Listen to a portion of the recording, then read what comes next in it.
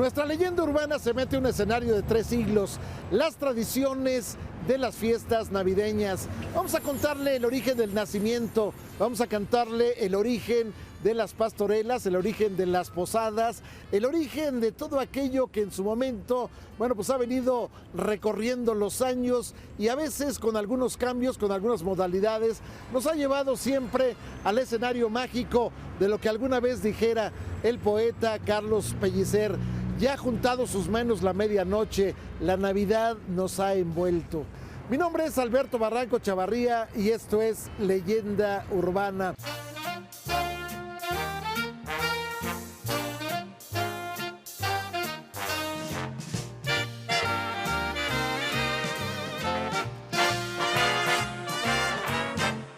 Bienvenidos a este programa de Leyenda Urbana. Ya es Navidad y yo me encuentro en la hermosísima Avenida Reforma, que está llena de millones de luces de colores y figuras navideñas, como la que está a mis espaldas, la famosísima piñata. Este elemento que nunca puede faltar en todas las posadas y en las fiestas navideñas. Y curiosamente es un invento de los chinos que llega a nosotros por medio de los primeros escuitas que llegaron a la Nueva España.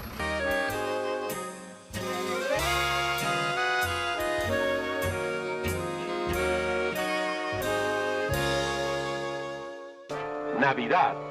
México la vive esencialmente con una prisa internacional. La noche se enciende. Multicolor alegría navideña, las penas con ser tantas se pierden en la oscuridad. México brilla, es un poco portal y un poco estrella. Alguna vez el poeta y escritor Manuel Gutiérrez Nájera, quien usaba el seudónimo del Duque Jo, escribía que todos los años alguien desahucia las fiestas de diciembre. Posteriormente les ponen los santos óleos y finalmente las sepultan, pero al año siguiente resucitan con mayor vigor, con mayor fortaleza, con mayor belleza que nunca. La realidad de las cosas es que tenemos más de 3 siglos de vivir estas fiestas y todavía no tienen para cuándo terminar. A veces, en la década de los 50, 60 del siglo pasado, el jolgorio empezaba justamente en el momento en que aparecía allá en los aparadores de una tienda comercial de Insurgentes aquel legendario Santa Claus que empezaba a reír y a reír y a reír y a reír, y la gente con él. Y de pronto la gente se iba a la Alameda, y en la Alameda se ponían los nacimientos, en la Alameda se podía uno retratar con los Reyes Magos, y antes de ello podían retratarse con el propio Santa Claus, más conocido como San Nicolás. Y de pronto también la gente se preparaba para irse en el carro a hacer un rondín por toda la iluminación de la Ciudad de México. La gente iba a admirar las Nochebuenas del Paseo de la Reforma, y la gente de pronto también, bueno, se iba al mercado de la Merced para comprar al mayoreo la fruta para las piñatas. Ahí estaban también las lucecitas, ahí estaban las velas, ahí estaba la letanía, ahí estaba pues el olor de la Navidad que se acariciaba justamente cuando se sentía el olor de las castañas. La tradición de las fiestas de Navidad nace desde hace 3 siglos en lo que era la capital de la Nueva España. Ahí se fue forjando a través de los años para meterse primero a las haciendas, a las rancherías y posteriormente a las vecindades. Inolvidables las posadas de las vecindades, inolvidable también el escenario que se iba planteando cuando los árboles se cubrían de heno, cuando los árboles se cubrían de escarcha, cuando de pronto en la Plaza Mayor, el Zócalo, se llenaba de los objetos necesarios para la celebración de la Navidad. De todo ello le contamos en este programa. Navidad, fe que se desborda por todo el mundo fortaleciendo nuestro espíritu. Todo es alegría y buenaventuranza. En los rostros se refleja ya el sano regocijo, beneficio de la paz espiritual que nos inunda. En todas las latitudes esperan jubilosos este día como un mensaje de fe y de esperanza. Año tras año la humanidad entera hace balance de conciencia. Con la llegada de la Navidad, la fe vuelve a nosotros y optimistas olvidamos penas y agravios, sintiendo alivio en nuestros corazones. Una vez más hay alegría y unión en nuestros hogares, fe en nuestro trabajo, en nuestro destino. Una vez más recordamos la llegada del que con bondad, humildad y sacrificio, predicó con su ejemplo para todos sin distinción de razas ni credos. Amaos los unos a los otros. Paz en la tierra a los hombres de buena voluntad.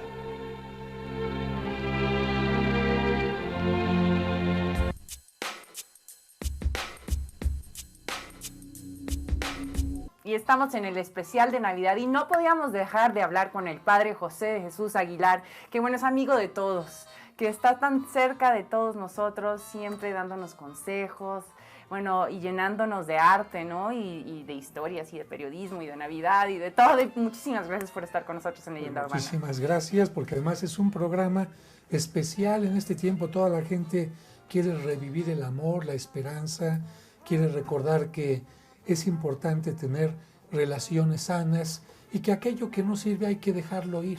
De hecho, la palabra Navidad significa nacimiento, y aunque no volvemos a nacer, volvemos a poner la mirada en el pesebre donde nace un niño sin grandes cosas, y sin embargo ese niño llega a ser el más importante para mucha gente en la humanidad, recordándonos que no está fuera de nosotros lo importante, sino dentro de cada uno de nosotros. ¿Cómo se empezaron a dar estas primeras tradiciones navideñas aquí en México? ¿Cómo se empezaron a transformar? Bueno, pues mucho tiene que ver con el distinto idioma que se hablaba, porque por una parte los españoles, por otra parte los mexicas. Entonces, ¿cómo nos entendemos?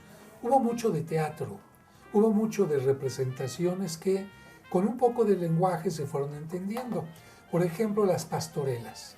Las pastorelas, cualquier niño, aún en el idioma en que sea, puede divertirse, porque nos muestra, pues no sé, a unos diablos simpáticos, a un ángel que está luchando contra Satanás, y entre ellos también a una historia de pastores que se van peleando, teniendo distintos obstáculos en el camino.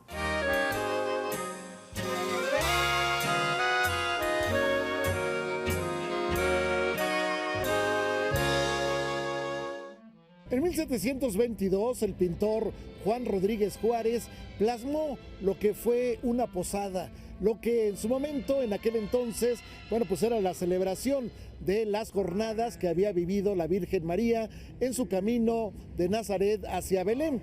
Cada posada representaba uno de los meses del embarazo de la Virgen, que finalmente, bueno, pues va a dar a luz en un pesebre después de tocar en múltiples lugares en pedimento de posada. En este marco, bueno, pues podemos decir que desde entonces existe la tradición. Sin embargo, podemos hablar de más lejos todavía. Podemos hablar desde el momento en que se celebran a partir del siglo XVII, se celebran en Santa Agustina Colman, en el convento de los agustinos, a través de Fray Diego de Soria. Se celebran lo que eran las misas de aguinaldo. ¿Qué era una misa de aguinaldo? Bueno, básicamente llegaban las personas a esa misa, les daban regalos, por eso se llamaban de aguinaldo, y posteriormente, bueno, pues el atractivo era que en lugar de música sacra se estaba oyendo música nativa, música popular, y de pronto, bueno, pues se hacía una celebración en cada una de las posadas, se hacía una presentación artística, vamos a decir, lo que sería el antecedente de una pastorela. De ahí que durante muchos años las ancianas de entonces se quedó con la idea de decir diablo a cuatro. ¿Qué quiere decir diablo a cuatro? Bueno, resulta que se hacían representaciones con la mira de evangelizar a la gente, que se llamaban diabluras. Bueno, pues en ocasiones la diablura era pequeña, la diablura era grande. Cuando era pequeña se presentaba un diablo. Este diablo, bueno, pues hacía todo un escándalo en torno a lo que estaba representando. Presentaba el escenario de la maldad y cómo finalmente iba a ser vencido por la bondad. Pero de pronto, cuando era una diablura mayor, se presentaban 4 diablos. Esos 4 diablos en su momento, bueno, pues hacían una algarabía infernal. Era terrible los gritos, el escándalo, las maldiciones, todo lo que lanzaban ellos. Y entonces las ancianas se les quedó la idea de diablo a 4. Bueno, resulta que una vez que terminaba la misa de aguinaldo allá en San Agustín a Colman, la gente salía y se ponía a bailar. Y de ahí se siguió la tradición, se metió a las iglesias, la gente salía de la misa de aguinaldo y se ponía a bailar.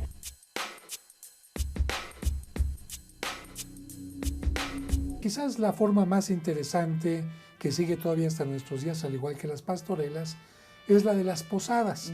Fíjate que en un lugar muy cercano a Teotihuacán, que se llama Acolman, los agustinos pusieron su convento y ellos se dieron cuenta que los indígenas tenían 9 fiestas dedicadas al sol, porque por el solsticio la gente de este lugar celebraba el nacimiento de Huitzilopochtli o el sol con antorchas, con cantos y cosas así. Entonces dijeron, vamos a cambiar estas 9 fiestas por un novenario, pero que sea de misas. Y entonces le pidieron al Papa Sixto V, concretamente Fray Diego de Soria, permiso para celebrar misas nocturnas, que estaban prohibidas, nadie podía celebrar misas por la noche. ¿Por qué? Porque solamente se tenía que celebrar por la mañana, porque Cristo era símbolo del sol. Okay. Y entonces el religioso le dice, Papa, pero es que se trata de lo mismo. Y se trata de ayudar a cambiar esta tradición tan fuerte por esta nueva tradición cristiana. Y el Papa dijo, está bien, les voy a dar estas misas de aguinaldo. Aguinaldo significa regalo. Les voy a dar este novenario. Y las posadas comenzaron entonces como 9 misas que se daban dentro del convento. México recibe a la Navidad con luces, para demostrar que ahora no hace falta agua en las plantas hidroeléctricas, para que todos vean que estamos contentos y para que nadie se aproveche de la oscuridad durante las tradicionales posadas.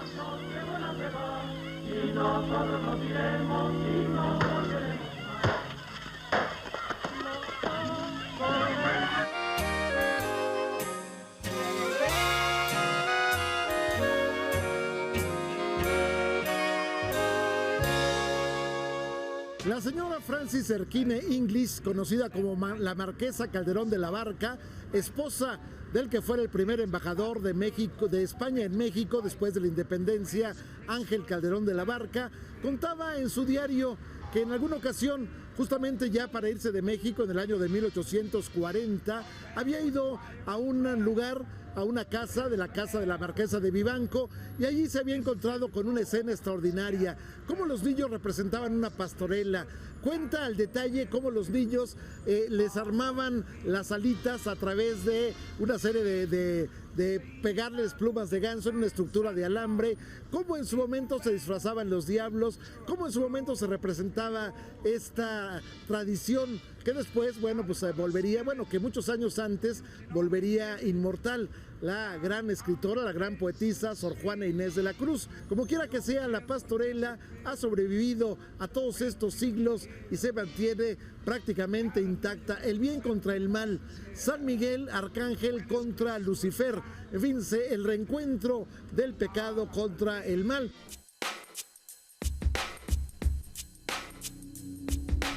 De las pastorelas, ¿cuáles fueron siempre las más tradicionales aquí en la Ciudad de México? Bueno, mira, las pastorelas, no podemos hablar de una tradicional como tal, podemos hablar del esquema. El esquema de la pastorela es siempre la lucha del bien contra el mal. ¿Cómo se presenta? El ángel le anuncia a los pastores que ha nacido el niño Dios y entonces los pastores van a buscarlo. La pastorela siempre nos va a mostrar el camino de los pastores al pesebre, pero ahí es donde va a empezar la lucha. El demonio se va a aparecer y los va a engañar, casi siempre a través de la lujuria, la ira, la envidia, la soberbia, todos los pecados capitales que van a empezar a actuar o van a hacer que los pastores empiecen a interactuar y con el deseo de que no lleguen al pesebre. Sigan celebrando con nosotros la Navidad aquí en Leyenda Urbana. Nosotros les mandamos todas las bendiciones.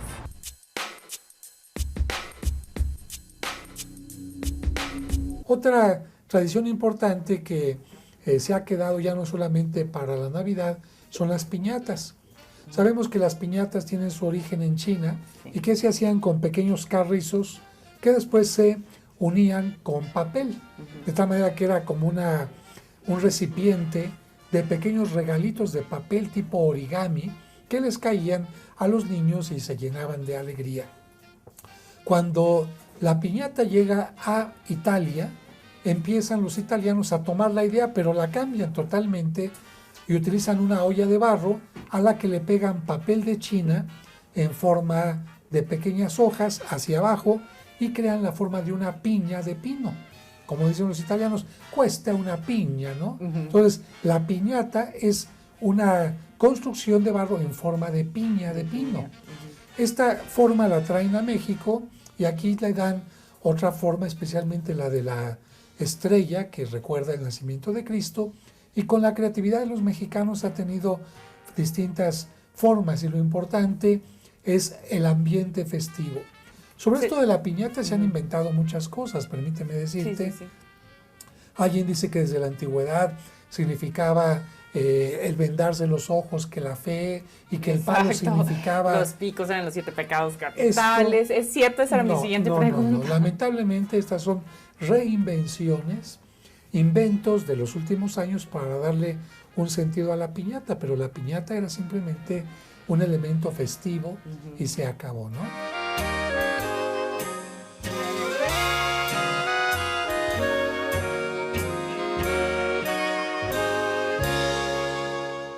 La primera vez en una gruta de algún lugar de Italia, Francisco de Asís, después San Francisco de Asís, pondría por primera vez un nacimiento. Le había pedido permiso al Papa para que se pudiera, como en ámbito o en ánimo de evangelización, se pudiera presentar las figuras que en su momento recrearan aquella escena del nacimiento de Jesús.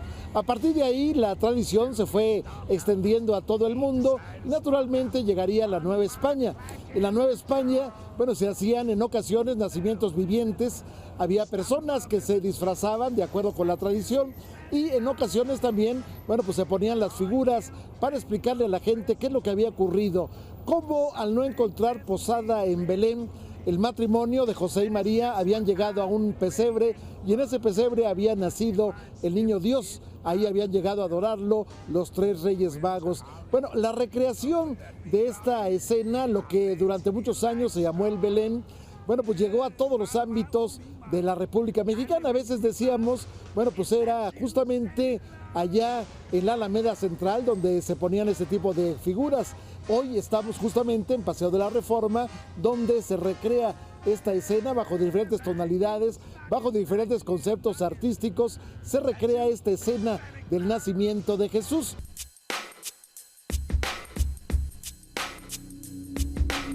Y volvemos aquí a Leyenda Urbana. Estamos con el padre José de Jesús Aguilar, que bueno, nos está contando estas anécdotas que seguramente muchos no sabíamos. Cuéntenme un poquito acerca de los villancicos. Bueno, mira, los villancicos en realidad no comenzaron siendo propiamente navideños. Los villancicos eran los cantos que los pobladores de una ciudad inventaban para distintas fiestas. Por eso encontramos villancicos dedicados al principio a la maternidad, encontramos villancicos dedicados a distintos momentos del año litúrgico, pero poco a poquito, como que el contemplar a un niño en los brazos de su madre, fueron creando este tipo de canciones de cuna y canciones alegres donde los pastores van corriendo para llevarle algo al pequeñito que acaba de nacer. De esta manera los villancicos se quedaron ya, especialmente durante el tiempo navideño, y pasaron de lo que era el ambiente hasta cierto punto clásico, porque casi siempre eran acompañados por el órgano, a ser acompañados por otro tipo de instrumentos más populares, ¿no? Llega la Navidad, fiesta de la paz, de la patria y de la familia.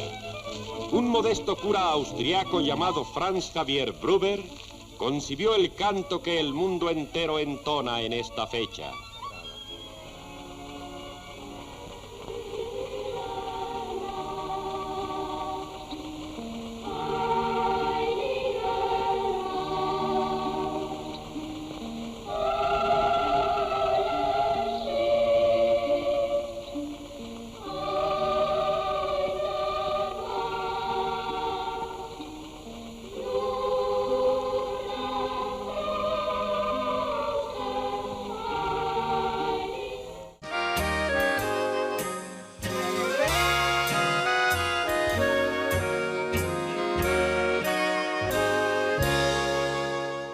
La tradición de los nacimientos se va a enriquecer con el árbol de Navidad.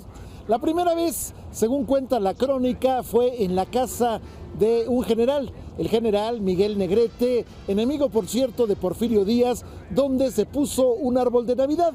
Anteriormente se ponían ramas de pino en las puertas y eso en alguna forma, bueno, pues le ponían algún adorno, pero no llegaba al escenario anglosajón del árbol de Navidad. En este caso, bueno, pues el general Miguel Negrete va a presentar un árbol colosal en su casa, va a invitar a 250 personas y en lugar de las esferas que ahora le ponemos a los árboles de Navidad, se pusieron regalitos que se habían comprado allá en el Parián. El Parián era el mercado que estaba, que ocupaba la mitad de la plaza de armas, la plaza mayor, lo que conocemos como el Zócalo.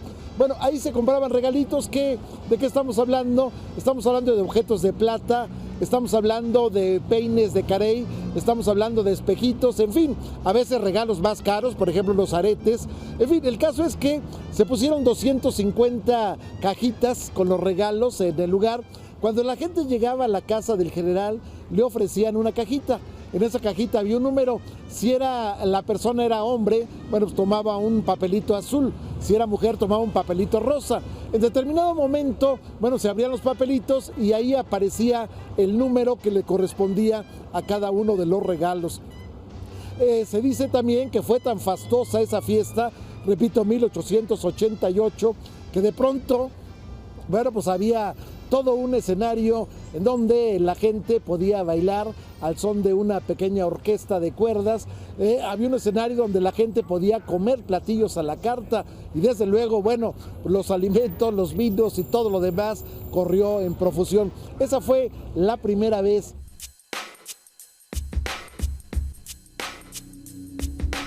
Creo que una de las partes importantes es la comida en la Navidad. Cada lugar y cada país tiene su propio alimento. En México, en la República Mexicana, en muchos lugares la Navidad se celebra comiendo pozole, comiendo enchiladas, birria, el menudo. Cada lugar tiene lo propio. Aquí tenemos que decir que fue una costumbre de Estados Unidos la que empieza a cambiar el menú a nivel mundial. Y esto por la cercanía del Día de Acción de Gracias.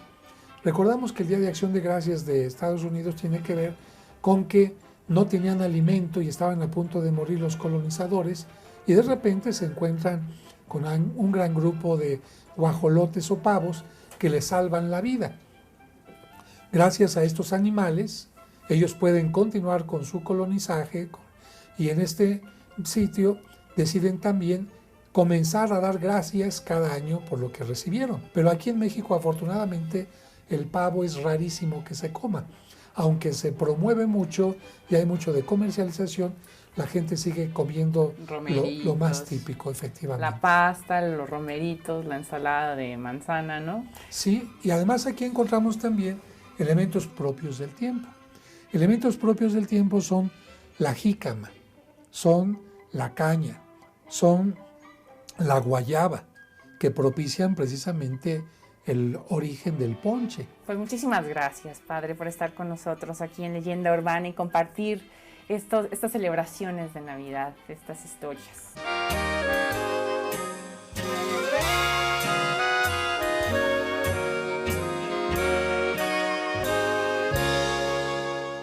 Durante muchos años la tradición se metía a las vecindades. Las posadas de las vecindades eran verdaderamente inolvidables. Ahí de pronto, bueno, pues se hacía la cooperacha entre los vecinos para poder reunir, no sé, 200, 300, 500 pesos, que ya era una fortuna en aquel entonces. Había que ir a la Merced a comprar primero la fruta, naturalmente, las lucecitas, las luces, los cuadernitos para cantar la letanía, pero también había que ir a comprar las ollas para hacer las piñatas. Naturalmente, bueno, el principio era el principio. Había que los niños formarse perfectamente y cantar la letanía, ahora sí que como Dios manda.